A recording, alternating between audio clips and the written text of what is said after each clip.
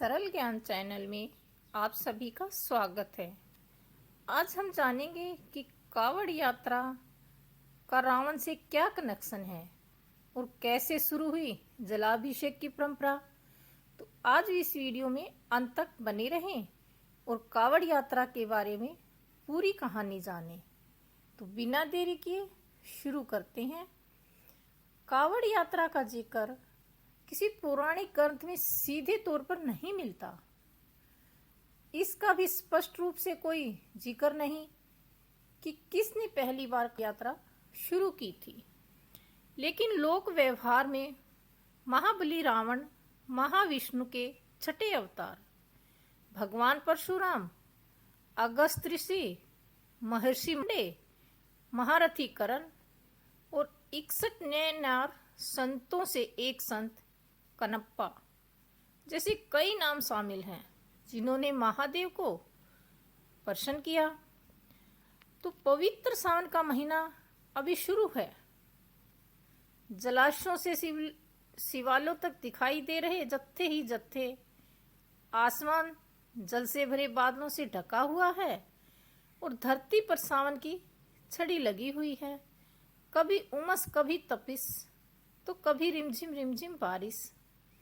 फिर भी महादेव शिव को मन बसाकर उनके अभिषेक के लिए कावड़ लेकर चले शिव भक्तों की भक्ति कि यह था पाना कठिन है। वह चले जा रहे हैं बिना रुके, बिना थके, अपनी कावड़ को कांधों पर लटकाए अपने शिवालय की ओर, जहां महादेव उनकी प्रतीक्षा में समर्पित और कावड़ सड़क के किनारों पर लेने जा रहे कावड़िए श्रद्धालुओं के भक्त हो जाता है। रावण संहिता में इस शिव विषय में एक समान भी समझ सकते हैं। भक्त ही नामधारी हो जाते हैं। अनवरत की कड़ी के लोग इसे रहता है, ना तो नकारते उनका ही ध्यान करता रहता है, आनंद लेते भी कावड़ के समान ही हो जाता है। से अपने इसलिए शैवनागा साधुओं को लीला ही तो है देखते होंगे, जहाँ कंधे पर आस्था के दंड में शिव जी की अभिषेक के लिए नजर आते हैं। गंगा जल से भरे कावड़ यात्री नहीं बंधे हैं बल्कि कहलाते हैं भोलेनाथ। एक और बंधा है समर्पण और दूसरी ओर बंधी है भक्ति। फिर क्या फर्क पड़ता है कि कावड़ यात्रा का जिक्र किसी पुराण में मिलता है या नहीं। अगर महादेव शिव सिर्फ एक लोटा जल से अभिषेक की रावण पर प्रसन्न हो सकते हैं, तो हम तो राम जी के बालक हैं और शिव जी के दास हैं। हम पर शिव जी क्यों ना प्रसन्न होंगे? जरूर होंगे। तो पौराणिक ग्रंथों में कावड़ यात्रा का क्या जिक्र है? वाकई में कावड़ यात्रा का जिक्र किसी भी पौराणिक ग्रंथ में सीधे तौर पर नहीं मिलता। इसका भी स्पष्ट रूप से कोई जिक्र नहीं कि पहली बार कावड़ किसने उठाई। लेकिन व्यवहार में बाहुबली रावण विष्णु के छठे अवतार थे। हालांकि पुराणों में हर जगह इनके द्वारा की गई विधिवत पूजा का वर्णन अवश्य मिलता है। फिर भी कावड़ द्वारा जल लाकर शिव जी के अभिषेक का वर्णन नहीं मिलता। हाँ, राम कथा में मिलता है कावड़ का जिक्र। हालांकि कावड़ का शब्द जिक्र रामायण में मिलता है, जहां राजा दशरथ द्वारा गलती से श्रवण कुमार की हत्या हो जाती है। इस बारे में जब श्रवण कुमार के चरित्र का वर्णन आता है तब कावड़ का जिक्र आता है, जहां पता चलता है कि श्रवण कुमार अपने अंधे माता पिता को कावड़ में बिठाकर उन्हें तीर्थ यात्रा पर ले जाते हैं और कावड़ असल में तराजू जैसी आकृति की होती है। श्रवण ने अपने माता पिता को दोनों ओर बिठाया और कावड़ कंधे पर रखकर चल पड़े। प्राचीन काल में तीर्थ यात्रा का एक नियम होता रहा है। जिस तीर्थ में जाते हैं वहां का जल लेकर अवश्य आते हैं और आगे बढ़ते हैं। इस तरह हर तीर्थ का जल इकट्ठा होता जाता है। तीर्थ यात्रा का आखिरी पड़ाव गंगा सागर या फिर सागर तट पर बसा कोई तीर्थ होता था। रामायण काल में सोमनाथ और प्रयास तीर्थ का बहुत महत्व था, जो कि सागर तट पर था। इसी तरह गंगा सागर तीर्थ, जहां कपिल मुनि का आश्रम था, वह भी अंतिम तीर्थ हुआ करता था।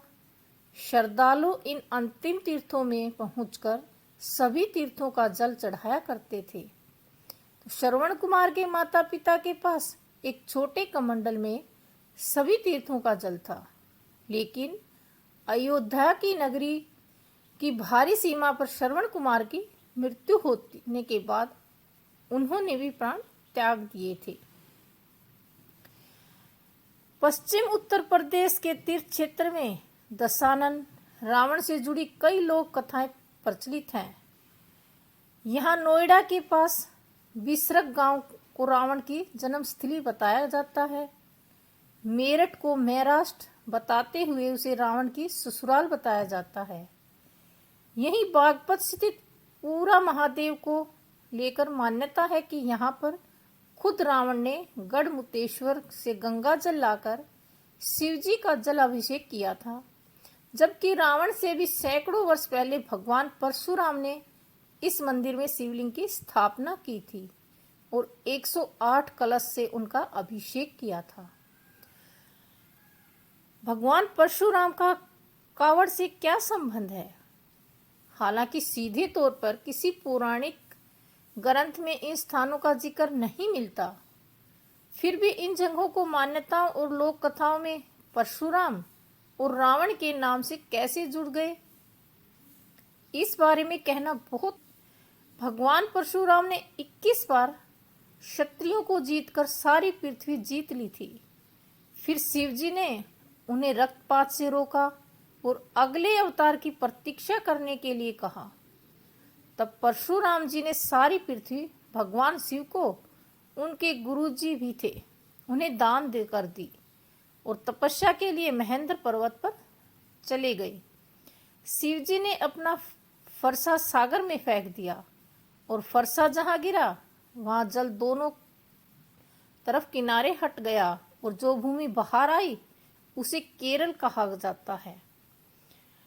दक्षिण भारत में शैव संप्रदाय के प्रसिद्ध हैं कथा। परशुराम जी ने वहां शिवलिंग स्थापित किया और सागर से कलश भरकर जल लाते थे और उनका अभिषेक करते थे।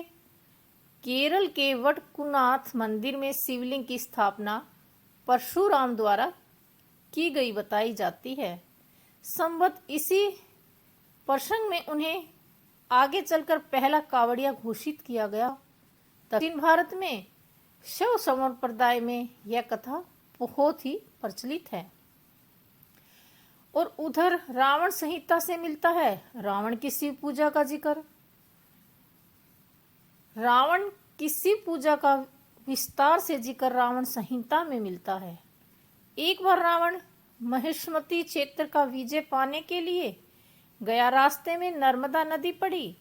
रावण ने इस सुंदर स्थल पर शिवलिंग की स्थापना की, शिव आराधना करने की ठानी। वह नर्मदा नदी से जल लाकर शिव अभिषेक कर रहा था। इसी दौरान नर्मदा ने सहस्त्रार्जुन अपनी पत्नियों के साथ जल क्रीड़ा कर रहा था। उसने अपने एक हाथ के बल से नर्मदा की धारा को रोक दिया। रावण जिस स्थान पर जल भर रहा था, अचानक वहां नदी का पानी वेग में बढ़ा और फिर वहां सथल जल विहीन हो गया। जब रावण पूजा बीच में छोड़कर इसकी वजह जानने पहुंचा तो इसे इस तरह उसका शस्त्रार्जुन से युद्ध हुआ। खैर, रावण ने भी शिवजी को कलश से जल लाकर उनका अभिषेक किया था, इसलिए रावण भी मान्यता कावड़ यात्रा की किंवदंती के तौर पर सामने आती है। स्कंद पुराण में जलाभिषेक का जिक्र। स्कंद पुराण में शिव उपासना के लिए सर्ग में एक जिक्र आता है, जहां शिवगण नंदी और रावण की बातचीत होती है।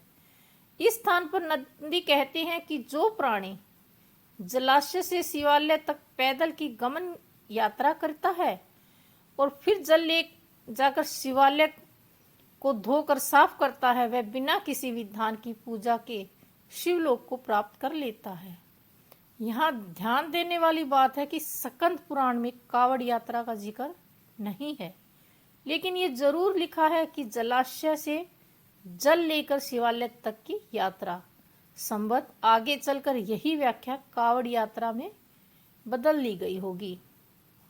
ग्रामीण परंपरा है कावड़ यात्रा कि चौमासे के दौरान कावड़ यात्रा देवी सीता ग्रामीण परंपरा अभियान को भी इसकी शुरुआत किया गया था। इधर के आधुनिक काल में दूरदराज की यात्रा भी कभी हुई होगी। प्राचीन काल से इसकी अधिक संभावना हो सकती है। इसके दो कारण हैं। कावड़ का वजह ये है कि यात्रा का समय सावन मास का है, जो चौमासे मास के बीच खेती की ओर से अधिक चिंता नहीं। प्राचीन मान्यता और नियम होने के कारण तो ये रहा है कि चौमासे में यात्राएं नहीं लगाना पड़ता, स्थगित रहती हैं। ऐसे में यह समय जिसका जिक्र तो रामायण में भी मिलता है होता है। ये मनौती कुछ भी हो सकती हैं: संतान प्राप्ति, बेटी का विवाह, रोग नाश, संपत्ति और कोई भी कामना मूर्ति के लिए मानी जाने वाली सौगंध।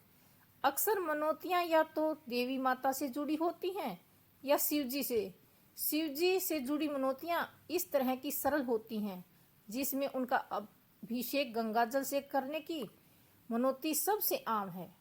श्रद्धालु अपनी श्रद्धा और सुविधा के अनुसार ये संख्या तय कर लेते हैं कि कितने कलश गंगाजल से वह शिवजी का अभिषेक करेंगे।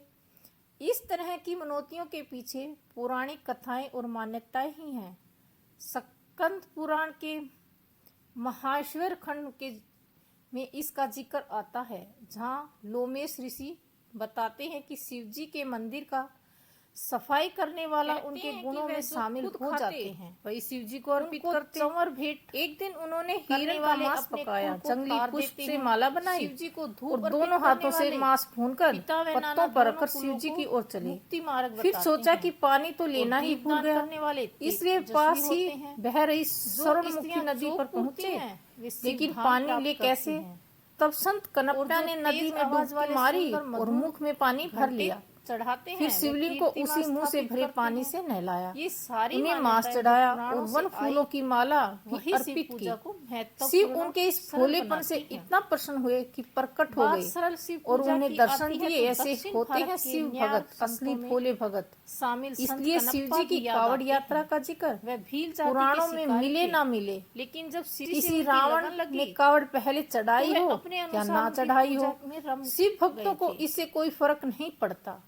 उनके लिए तो बस इतनी सी बात है, वे शिव के हैं और शिव उनके।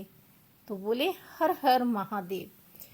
वीडियो कैसी लगी कमेंट करके हमें अवश्य बताएं और हमारे चैनल को सब्सक्राइब करना ना भूलें, ताकि ऐसी ही जानकारी वाली वीडियो के नोटिफिकेशन आपको सबसे पहले मिले। तो आज बस इतना ही। कल फिर किसी रहस्यमय कहानी के साथ आपके साथ होंगे। तब तक के लिए हमें आज्ञा दीजिए। नमस्कार।